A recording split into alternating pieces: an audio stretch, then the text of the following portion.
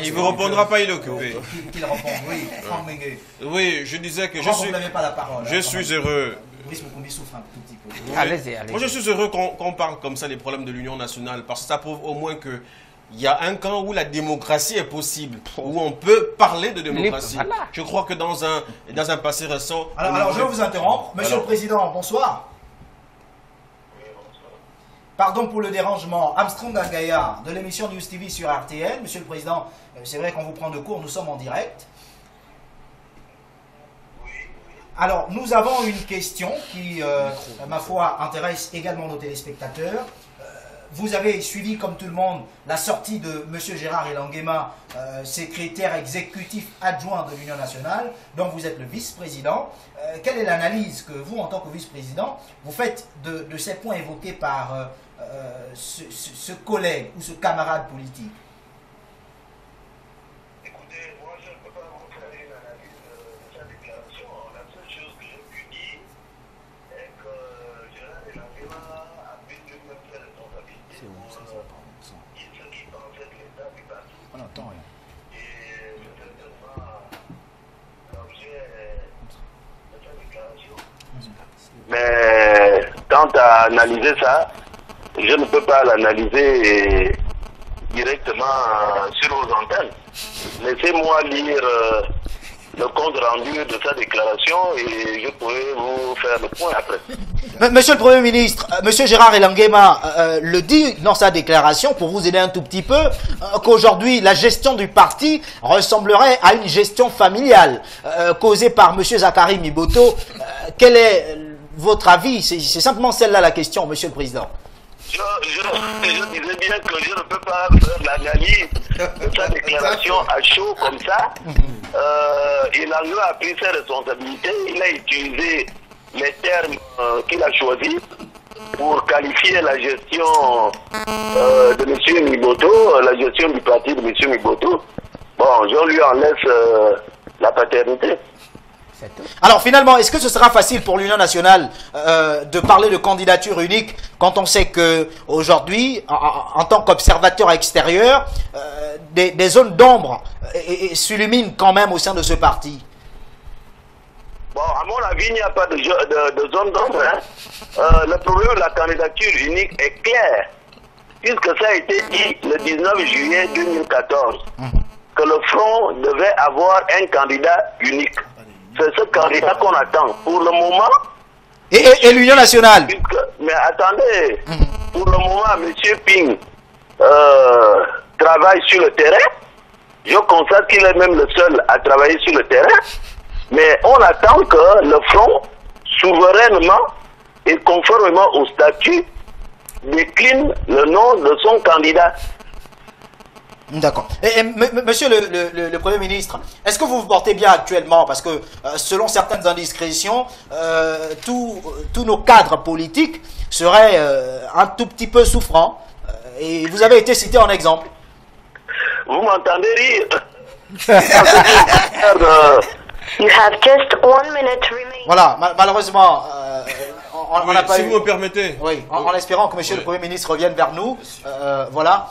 Messieurs, au regard de ce que venait de dire monsieur le Premier ministre, vos avis? On constate déjà que monsieur le Premier ministre, l'ancien Premier ministre est très procédurier. Et pour aller dans le même sens que lui, lorsque il y a la préposition par rapport à Ping, les gens ont décrié sa façon de faire. Or, il dit clairement qu'il le faisait de manière personnelle. D'accord. J'ai l'impression que monsieur le Premier ministre nous revient, Dieu merci, en espérant qu'on ait la suite. Monsieur le Premier ministre, merci de revenir. Alors, peut-être nous dire votre état de santé. Non, je disais que je sois malade ou que je sois en bonne santé, je constate que mon cerveau tourne en plein régime. Je raisonne normalement, je ne vois pas ce qui m'empêcherait de raisonner politiquement et sur des sujets qui me regardent. Ceux qui pensent qu'on est tous des malades, bon, je ne sais pas si ce sont les médecins, mais ils sont responsables de leur pronostic, c'est tout. Merci, monsieur le Premier ministre. Même si il nous reste quand même une dernière question. Monsieur Ping, serait-il la solution ou la raison? Les deux.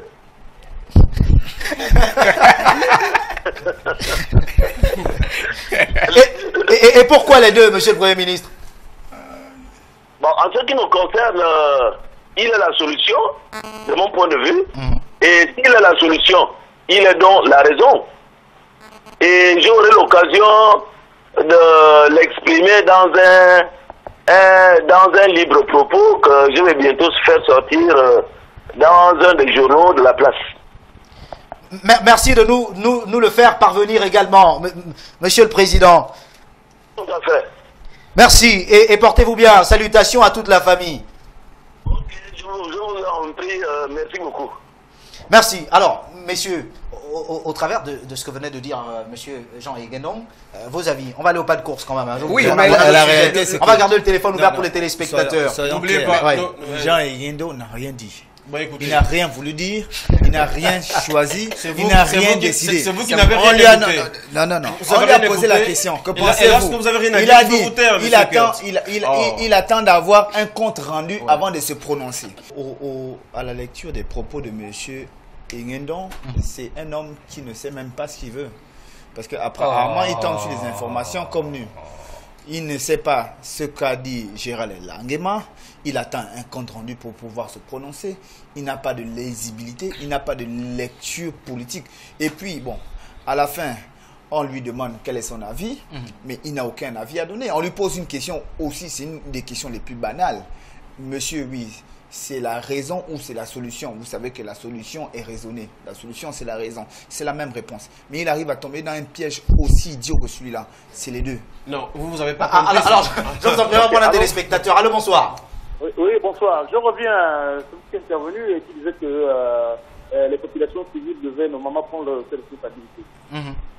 Voilà. Moi, je vais attirer l'attention de Côte Mariva en disant ceci. Il a la trentaine et je crois que nous qui avons la chance de voyager, hein, nous voyons comment dans notre pays ça évolue, les populations, c'est-à-dire la démographie de ce pays et la démographie de notre pays.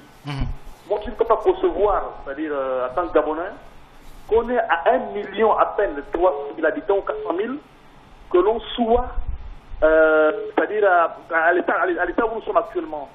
Voilà. Et puis de deux, faire des comparaisons avec d'autres pays en disant là-bas il y a ceci. Non, c'est pas possible. Il faut que Franck Maïva comprenne qu'aujourd'hui, on a vraiment pris un retard déjà. Hein, et qu'on ne peut pas négocier avec un parti qui a autant mis de la pub. Donc il faut véritablement changer. C'est-à-dire que c'est un peu désagréable de voir un jeune comme ça vouloir soutenir une chose qui torture son propre peuple. Parce que c'est la même chose. S'il passait un jour au pouvoir, il en ferait la même chose. Donc je reviens sur le cas du national. Le débat n'y est plus.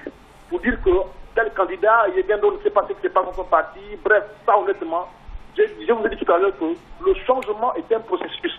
Et ce processus doit suivre le cours, même avec les individualités. C'est-à-dire celui qui semblerait être le candidat du peuple, même un indépendant, on le mettrait là-dessus. Parce qu'on ne peut pas concevoir que les gens comme Alenanga Moussavou, les Ping, aujourd'hui sont en train de se bagarrer au détriment du peuple. Ça veut dire que les latines qui vont mettre devant nous, nous serons les pieds victimes. Voilà, c'était ma contribution. Et vraiment, longue vie à votre émission. D'ailleurs, je souhaite beaucoup de courage. Hein. En tout cas, le fan club, je crois que je serai le numéro 1 du fan club de votre émission. Merci beaucoup. Merci monsieur. Restez des notes sur la radio-télévision Nazareth. Alors on a nos téléphones qui n'arrêtent pas de sonner. Certainement monsieur le Premier ministre revient vers nous. Allô? Oui, allô. Ah d'accord, monsieur le Premier ministre. Apparemment vous regardez l'émission. C'est gentil. On vous écoute. Non, mais moi je voulais savoir ce que veut dire le gars qui est sur votre plateau.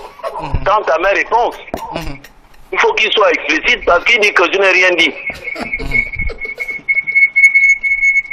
D'accord, monsieur le Premier ministre. Il va y répondre de suite. Voilà, c'était une question apparemment. Voilà. Docteur Maïba, Monsieur Jean Yeguendon s'adresse directement à vous. Il est devant sa télévision. Nous l'avons appelé pour avoir l'opinion d'un vice-président d'un parti par rapport à la position d'un secrétaire général adjoint. Un secrétaire exécutif adjoint. Voilà, excusez-moi, voilà, un secrétaire exécutif adjoint qui a dit ceci. Il a l'impression que Miboto fait une OPA sur le parti. Voilà, la nomination, parce qu'il a dit les textes fondateurs de l'Union nationale décidaient que le MAD ainsi que l'UGDD désignaient de façon collégiale, on va le dire ainsi, des candidats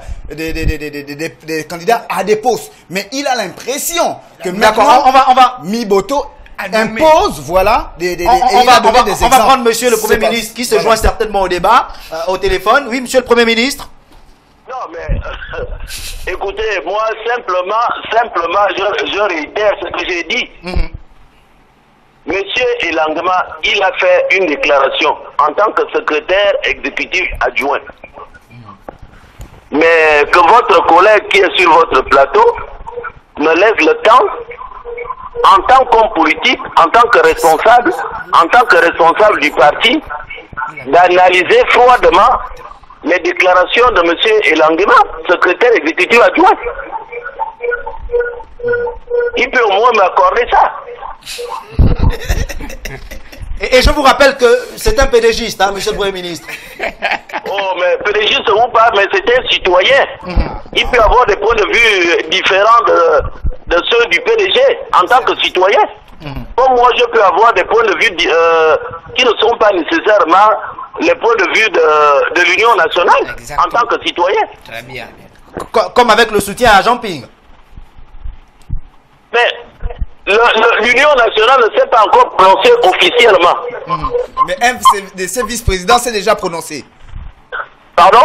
Mais un de ses vice-présidents s'est déjà prononcé avec l'aura politique qu'on lui sait. Est-ce que vous comprenez ce que ça veut dire? Lorsqu'un vice-président se prononce, mais il entraîne nécessairement un mouvement d'ensemble. Parce qu'il est une identité. Et des gens qui adhèrent à lui, nécessairement, se reconnaissent en lui, se reconnaissent en son choix, monsieur, quand même. Un temps soit peu. Aucune décision politique ne peut écouter la réponse. Mais l'animateur principal me fait savoir que vous êtes pédégiste, n'est-ce pas? Bien sûr, Monsieur le Premier ministre. J'ai envie de vous demander de quoi vous vous mêlez. Nous sommes à l'Union nationale. Nous avons nos problèmes. Et je crois savoir que au PDG, vous avez des problèmes. N'est-ce pas, héritier et modernité et Mogabo? Donc, vous comprenez?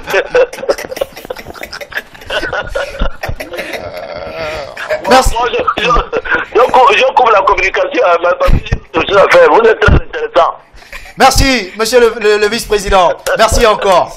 Et restez les notes sur la radio-télévision Nazareth. Messieurs, alors, je crois que en ce qui concerne la position de Gérard mais c'est Elangema, clair, il ne peut pas se prononcer, on le prend de court. Il n'avait pas été informé que voilà, il devait débattre sur tel ou tel. Peut-être que lorsque M. Elangema a fait la déclaration... Non, je préférais souvent le faire de cette façon parce que certains téléspectateurs pensent souvent que c'est préparé. Voilà, et c'est très beau comme ça. Certainement, quand M. Elangema a fait la déclaration, il n'était pas peut-être sur le territoire gabonais, ou bien peut-être qu'il était dans son village, ou certainement sur la route à son domicile personnel. Donc, vous voyez qu'il ne peut pas se prononcer de façon claire. Mais j'ai quand même envie de, au travers de ce que vous dites. Ce qui est sûr, c'est que il a vraiment raisonné avec beaucoup de sagesse et de maturité. Toutefois, ce qui est sûr, c'est qu'une fois qu'il s'approprie de l'information, il pourra toutefois revenir et restituer les choses dans leur contexte. Voilà. Non, moi je crois que c'est Kurt qui n'avait pas compris la réaction de M. Jean Yeguendon. C'est un homme politique, et un homme politique, vous comprenez, ne peut pas aussi,